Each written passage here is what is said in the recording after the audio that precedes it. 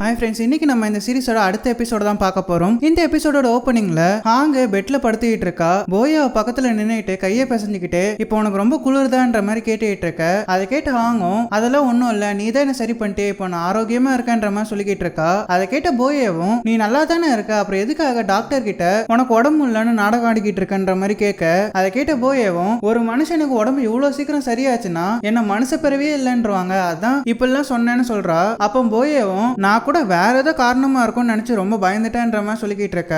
அதை கேட்ட ஆங்கும் அது ஒன்னும் இல்ல, அந்த ஃபேங்கோட மூஞ்சில எப்படி முழிக்கிறதுன்னு எனக்கு தெரியலன்ற மாதிரி புலம்பிக்கிட்டு இருக்க.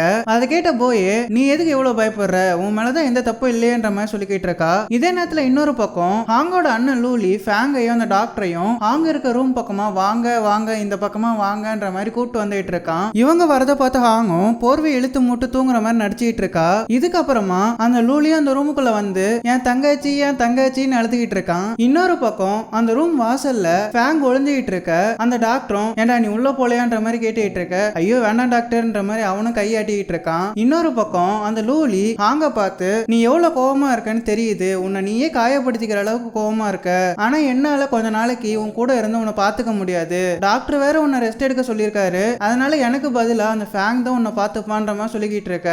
ஹாங்கும் பட்டுன்னு கண்ணு முழிச்சு அடே அண்ணா என்னடா சொல்லிக்கிட்டு இருக்க, உனக்கு வேற எந்த வேலையும் இல்லைன்னு எனக்கு நல்லா தெரியும், ஒழுங்கு மரியாதையே உண்மையை சொல்லுன்ற மாதிரி சொல்லிக்கிட்டு இருக்கா. அதை கேட்டு லூலியும் இங்க பாரு நீ ஒன்னும் கோவம்லாம் பட வேண்டாம், அந்த ஃபேங் ஒன்னும் உன்னை வேலையை விட்டு தூக்கல, அதனால நீ நம்ம ஸ்கூலுக்கு திரும்பி வர வேண்டிய அவசியமும் இல்லைன்ற மாதிரி சொல்லிக்கிட்டு இருக்க. ஹாங்கு அதெல்லாம் என்னால முடியாது, நான் எங்கேயும் போக மாட்டேன்னு சொல்லிட்டு அந்த ரூமை விட்டு அங்கிருந்து போக பாக்குறா. அப்ப ஃபேங் படக்குன்னு உள்ள போயிட்டு அவளை அலைக்கா தூக்கிக்கிறான். ஹாங்கும் பதட்டத்துல அடே என்ன விடுறான்னு கத்திக்கிட்டு இருக்க. ஃபேங்கும் இங்க பாருமா உனக்கு உடம்பு சரியில்லை, டாக்டர் வேற உன்னை என்னோட வீட்டுல வச்சு பாத்துக்க சொன்னாரு, நான் உன்னை தினமும் செக் பண்ணுவேன்ற மாதிரி சொல்லிக்கிட்டு இருக்கான். அதை கேட்டு ஹாங்கும் என்னால முடியாது என்னை இறக்கி விடுன்ற மாதிரி சொல்லிக்கிட்டு இருக்க. ஃபேங்கு இங்க பாரு நம்ம சண்டே அப்புறமா பேசி தீர்த்துக்கலாம்னு சொல்லிட்டு அவளை அலைக்கா தூக்கிட்டு போயிட்டு இருக்கான். இதுக்கப்புறமா அந்த டாக்டரும் அந்த ரூமுக்குள்ள தனியா இருந்த லூலிய பார்த்து ஏண்டா நீ இங்க இருந்து கிளம்பலையான்ற மாதிரி கேட்டுக்கிட்டு இருக்க. உடனே லூலியும் அந்த ரூமை விட்டு வெளியே வந்து தங்கச்சியும் செருப்பை விட்டு போயிட்டுன்னு ஓடிக்கிட்டு இருக்கான். இதெல்லாம் பார்த்துட்டு இருந்த அந்த டாக்டரும் சிரிச்சுக்கிட்டு இந்த பால்வாடி பசங்களை வச்சுட்டு என்ன பண்றதுன்னே தெரியலன்ற மாதிரி புலம்பிக்கிட்டு இருக்காரு. இதுக்கு அடுத்த சீன்ல அந்த ஃபேங்கு கிச்சனுக்குள்ள உட்காந்துட்டு ஒரு மீனை வெட்டுறதுக்காக பதறிக்கிட்டு இருக்கான். அதுக்கப்புறமா அந்த மீனை கீழே வச்சுட்டு கையை பிசைஞ்சிட்டு இருக்க. பக்கத்துல இருந்த லூலியும் ஆமா நீ இப்ப என்ன பண்ணிட்டு இருக்கன்ற மாதிரி கேட்டுட்டு இருக்க. அதை கேட்ட ஃபேங்கும் இங்க பாருப்பா ஒரு மீனை சமைக்கிறதுக்காக அந்த மீனை கொல்லணுமா, எனக்கு மனசே வர மாட்டேங்குது, நம்ம வேணா ஏன் ஒரு பிரைவேட் செஃப் வேலைக்கு கூப்பிட கூடாதுன்ற மாதிரி கேட்டுட்டு இருக்கான். அதை கேட்ட லூலியும் ஏண்டா உன்னாலதானே அவளுக்கு அடிபட்டுச்சு, அந்த டாக்டர் என்ன சொன்னாரு, நீ உன் கையால சமைச்சு அவளை கேர் பண்ணி பாத்துக்கிட்டனா அவளோட கோவமும் கொஞ்சம் குறையலன்ற மாதிரி கேட்டுட்டு இருக்க. அதை கேட்ட ஃபேங்கும் எப்பா நீ அந்த டாக்டர் சொல்றதெல்லாமா நம்பிக்கிட்டு இருக்க, அவர் சொன்னதுல எந்த ஒரு சயின்டிபிக் ரீசனுமே இல்ல, அது மட்டும் இல்லாம அந்த ஆள் வேற என்ன போட்டு பயங்கரமா கலாய்ப்பாரு, அந்த ஆள் பேச்செல்லாம் கேட்காதன்ற மாதிரி சொல்லிக்கிட்டு இருக்கான். அதுக்கப்புறமா நான் இப்பயே சொல்றேன் ஹாங்க நான் வேலையை விட்டு தூக்கணும்னு நினைக்கவே இல்ல, ஏன்னா நம்பன்ற மாதிரி சொல்லிக்கிட்டு இருக்க.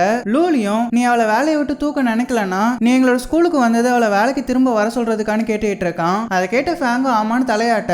லூலியும் சந்தோஷத்துல முதலாளி எனக்கு தெரியும் முதலாளி நீங்க அப்படிப்பட்ட ஆள் இல்லைன்னா, அது மட்டும் இல்லாம ஹாங்க மாதிரி ஒரு பொண்ணை எந்த ஒரு காரணமுமே இல்லாம நீங்க வேலையை விட்டு தூக்க மாட்டீங்கன்ற மாதிரி அவனை பெருமையா பேசிட்டு இருக்கான். அதுக்கப்புறமா எந்த ஒரு முதலாளியும் தன்னோட வேலைக்காரங்களுக்காக சமைச்சு கொடுக்க கூடாது, நீங்க அப்படி ஓரமா போங்க இதை நான் பாத்துக்கிறேன்ற மாதிரி சொல்லிட்டு சமைக்க ஆரம்பிக்கிறான். இதே நேரத்துல இன்னொரு பக்கம் ஹாங்கும் தன் ரூம்ல இருந்து வெளியே தலை நீட்டிக்கிட்டு இவனுங்க ரெண்டு பேரும் இன்னும் போலையான்னு சொல்லி புலம்பிக்கிட்டு இருக்கா. அதுக்கப்புறமா இவனுங்க பண்ற அலப்புறையில நம்மளால தூங்க முடியலன்ற மாதிரி புலம்பிக்கிட்டு இருக்கா. அதுக்கப்புறமா தன்னோட பெட்ல வந்து உட்காந்துட்டு ரொம்ப எரிச்சலா இருக்குன்ற மாதிரி முணுமுணுத்திட்டு இருக்க. அப்போ அங்க இருந்த போய் ஆமா நீ எதுக்காக உன் அண்ணன் கிட்ட அந்த ஃபேங்கு அந்த டோர்னமெண்ட்ல இன்னொரு டீமுக்கு ஃபேவரா ஓட் போட்டது சொல்லவே இல்ல, நீ மட்டும் அந்த விஷயத்தை அவன்கிட்ட சொல்லியிருந்தா உங்க அண்ணனே அந்த ஃபேங்கை கொண்டு போட்டிருப்பான்ன்ற மாதிரி சொல்லிக்கிட்டு இருக்க. அதை கேட்டு ஹாங்கும் என்னால எப்படி சொல்ல முடியும், நான் தான் அவனுக்கு இன்னொரு சான்ஸ் கொடுக்கவே இல்லையன்ற மாதிரி சொல்லிக்கிட்டு இருக்கா. அதை கேட்ட போயவும் எது இன்னொரு சான்ஸா, நீ என்ன சொல்லிக்கிட்டு இருக்க, இன்னும் மனசுல ஃபேங்கை பத்தி ஏதாச்சும் அக்கறைப்பட்டு இருக்கேன்ற மாதிரி கேட்டுட்டு இருக்க.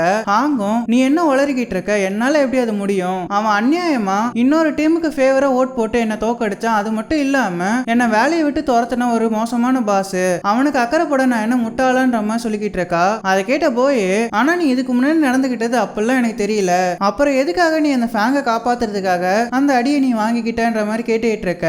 அதை கேட்டு ஆங்கும் அது ஒண்ணும் இல்லப்பா, நான் இவ்வளவு நாள் பாடி கார்டா வேலை செஞ்சிருக்கேன்ல, சப்கான்சியஸாவே என்னோட ஓனரை காப்பாத்துறதுக்காக நான் அப்படி பண்ணிட்டேன், அது மட்டும் இல்லாம நான் ஃபேங் மேல விழுந்து அடியை வாங்கியிருக்கவே கூடாது, நான் நிச்சயமா அந்த அடியை பிளாக் தான் பண்ணிருக்கணும்ன்ற மாதிரி சொல்லிக்கிட்டு இருக்கா. இதை கேட்ட போயும் இங்க பாரு உன் மனசுல ஏதோ ஒரு விஷயம் ஓடிக்கிட்டு இருக்கு, நீ கண்டிப்பா அந்த ஃபேங் கிட்ட பேசியே ஆகணும்ன்ற மாதிரி சொல்லிக்கிட்டு இருக்கா. அதை கேட்ட ஹாங்கும் அப்பெல்லாம் ஒண்ணும் கிடையாது, அவனுக்காகலாம் நான் ஒன்னும் கண் கலங்கிட்டு கஷ்டப்பட்டுட்டு இல்ல, அவனை விட்டு என்னால தூரமாவே இருக்க முடியும், அவனுக்காக யார் அக்கறைப்பட்டான்ற மாதிரி ஒரு மாதிரி கண் கலங்கிட்டு உட்காந்துட்டு இருக்கா. இதே நேரத்துல இன்னொரு பக்கம் அந்த லூலி சமைச்சுக்கிட்டு இருக்க, அவன் சமைக்கிற அழகை பார்த்து அந்த ஃபேங்கும் வர்ணிச்சுக்கிட்டு இருக்கான். எப்பா லூலி, நீ பயங்கரமா சமைக்கிறியே, இதுக்கு முன்னாடி எங்கேயாச்சும் சமைக்காரன வேலை பார்த்தியான்ற மாதிரி கேட்டுக்கிட்டு இருக்க.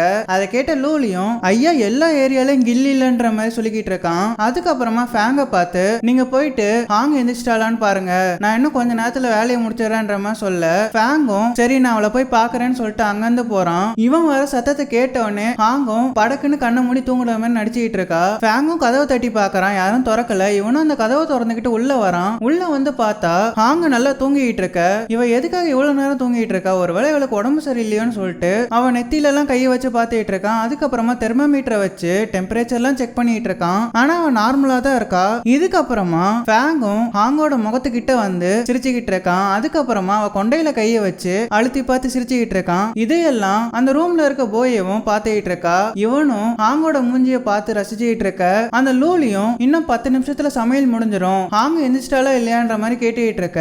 இவனுக்கு இப்பதான் சுய நினைவே வருது. உடனே ஹாங்க போர்வை எடுத்து போத்திட்டு அந்த ரூமை விட்டு வெளியே வந்து கதவை சாத்தி, என் ஹார்ட் எதுக்கு இவ்வளவு வேகமா துடிக்குதுன்ற மாதிரி யோசிச்சுட்டு இருக்கான். அப்போ அந்த லூலியும் சீக்கிரமா சாப்பிட வாங்கன்ற மாதிரி சொல்லிக்கிட்டு இருக்க. ஃபேங்கும் இந்த வரன்ட்டு அங்கிருந்து போறான். இதோட இந்த எபிசோட் முடியுது. இதுக்கப்புறமா என்ன நடந்துச்சுன்றது அடுத்த வீடியோல சொல்றேன். உங்களுக்கு இந்த வீடியோ பிடிச்சிருக்கும்னு நினைக்கிறேன். பிடிச்சிருந்தா மறக்காம லைக் பண்ணிடுங்க. நம்ம சேனலை சப்ஸ்கிரைப் பண்ணலனா சப்ஸ்கிரைப் பண்ணி பக்கத்துல இருக்க பெல் ஐகானை கிளிக் பண்ணி ஆல்ன்ற பட்டனை செட் பண்ணி வச்சுக்கோங்க.